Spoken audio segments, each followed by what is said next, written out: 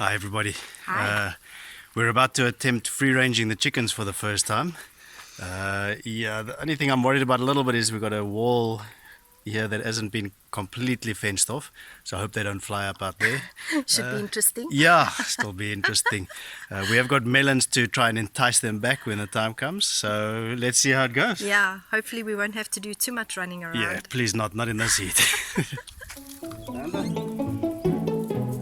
Vamos! Anda! Sim, anda!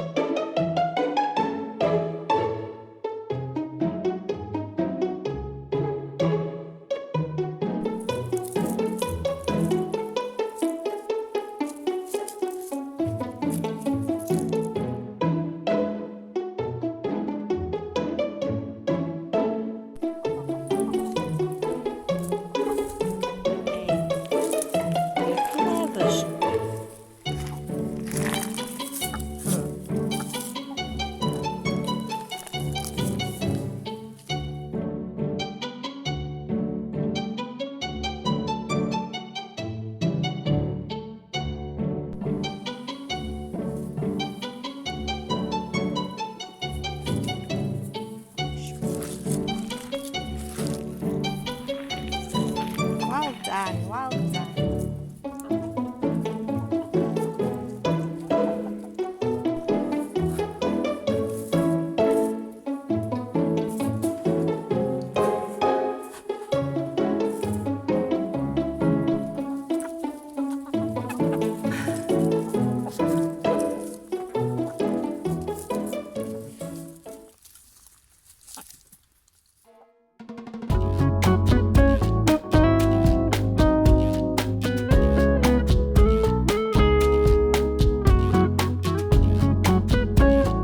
Bon dia everyone, welcome back to the channel.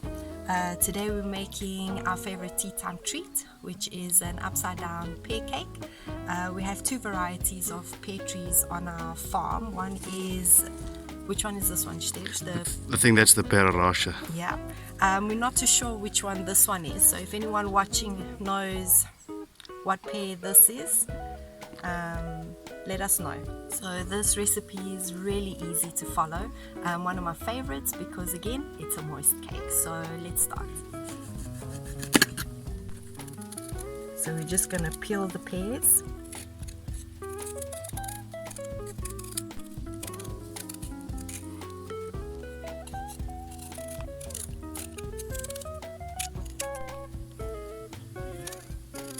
Oh, Frankie, you're also waiting for tea time. Who's come to visit? Oh, Frankie. He's been away from home for 2 days. Naughty boy. Just comes home for food. So we do our best not to waste anything on the farm. So these pear skins, we're gonna go give them to our chickens.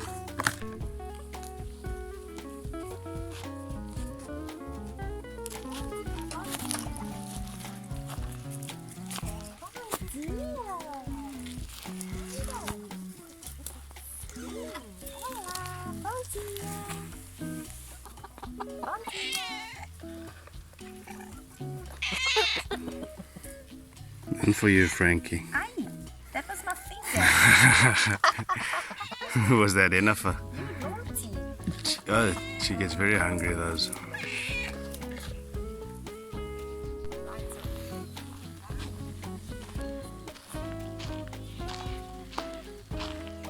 Back to the recipe, we're gonna slice our pears.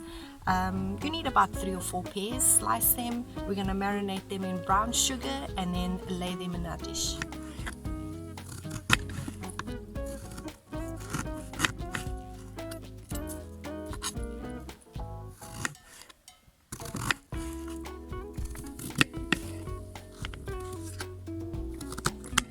So onto our marination. I would say about 2 to 3 tablespoons of brown sugar.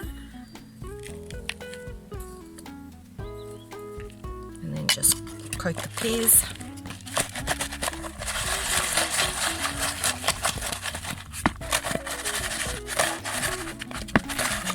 So once we're done with the cake batter, this should form a nice syrup, and then we're good to go. So for the batter, we're going to start with the wet ingredients.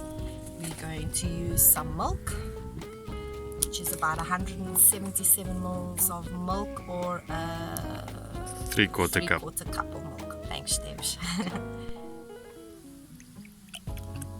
And what's nice about this recipe, you can use coconut milk or any other milk that you like. So lactose free, Yeah. all of them will work. Yeah. Then we're going to add a 1/4 cup of oil. We're using olive oil. You can use vegetable oil too. You can. There we go.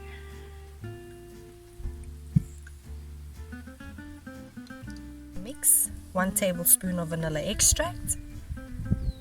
To that we need a tablespoon of lemon juice.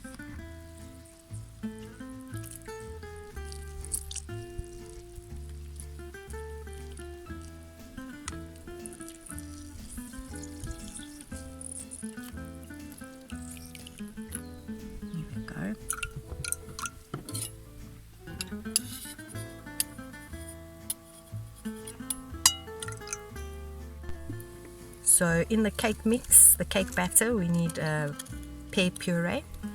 We need about 100 grams.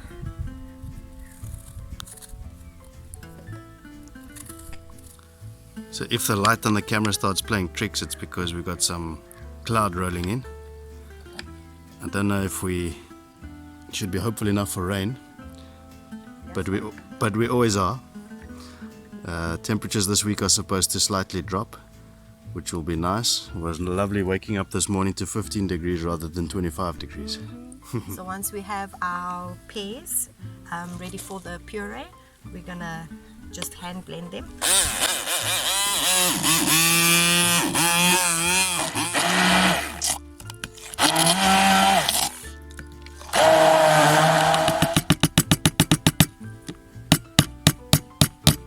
So we have our 150 grams of puree. Did you change up the recipe? Yes. Well, again, I mean, I like a moist cake, so if you have 50 grams more, it's just going to add to the moistness of the cake. And the peariness, if that's a word. And the peariness, yes, there we go. So right, so this goes into the mix. I think the last upside down pear cake I actually used 200 grams. 200 mils of pear puree.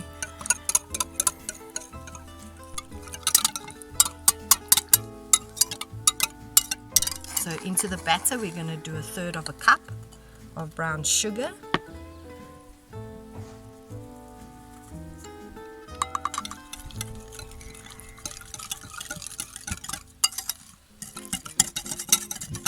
So my favorite spice when it comes to cakes is cannella, which is cinnamon. You need a tablespoon. I'm just going to wing it. There or thereabouts. Yeah. It might be a serving spoon already. Golly. Okay, so when in doubt, just add. There we go. Smells nice. Smells like Christmas. Something you say every time we use cinnamon.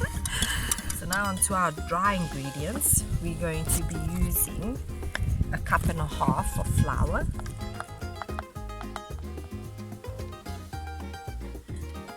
And magically the sieve appeared. appeared, yeah.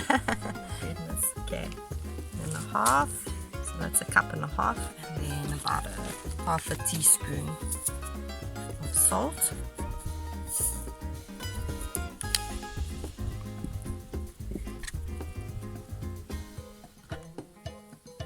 And this is self-raising flour. Why are you laughing, Steve?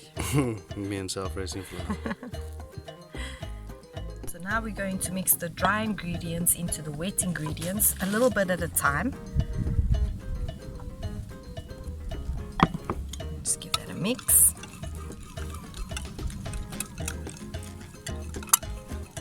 And this needs to become a thick batter. once all the dry ingredients is combined.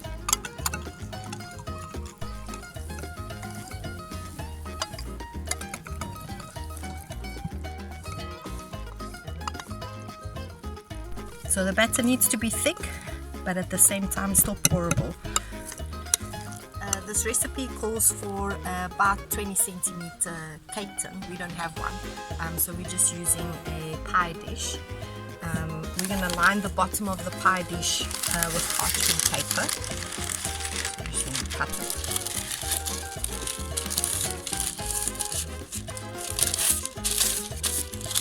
A trick alert from the chef filming today.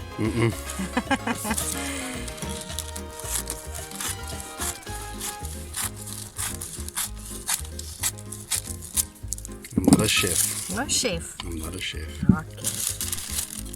There we go. That looks good. Cake together. We're going to take our pear slices, which have been marinating in the sugar. As you can see, it's a nice syrup forming at the bottom. Just going to give it a little mix. And then just start building.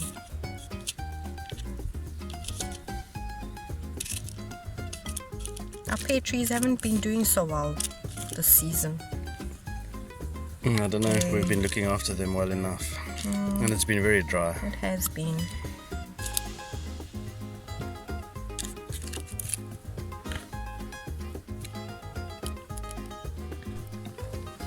Right, and whatever syrup is left, we're just going to pour over the slices. Then we're going to gently pour the batter on top of the pear slices. So they stay in place? Yeah. Oh.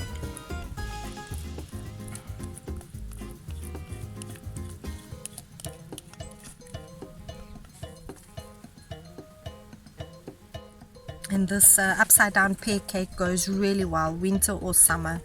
You can have it with warm custard or ice cream. Or just as it is. Either way. With a nice cup of tea.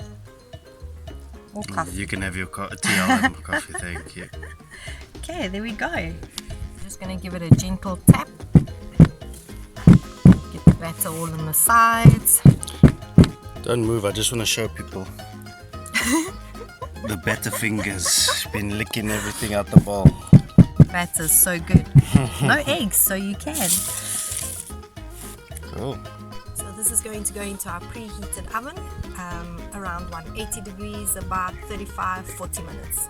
In our case it might be a little bit longer, but who knows, we'll see.